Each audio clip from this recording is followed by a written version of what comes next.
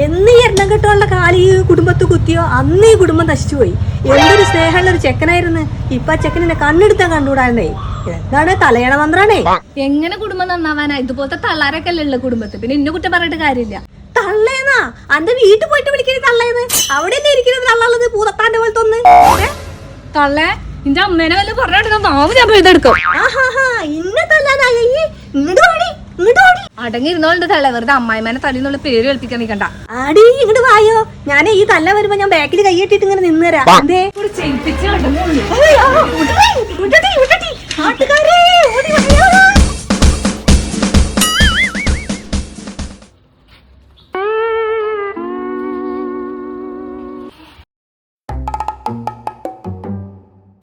അമ്മേ, നമ്മൾ രണ്ടുപേരല്ലേ വീട്ടിലുള്ളൂ.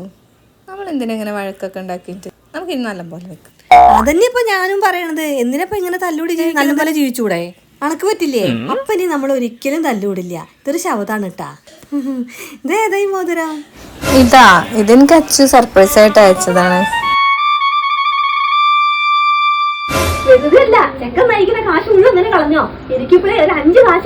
അല്ലെങ്കിൽ ഈ തളക്ക് ഇങ്ങനെ തന്നെ. എനിക്ക് എന്തെങ്കിലും അച്ചു വാങ്ങി തന്നെ അപ്പൊ കുരു പൊട്ടും. വന്നതിന് ശേഷം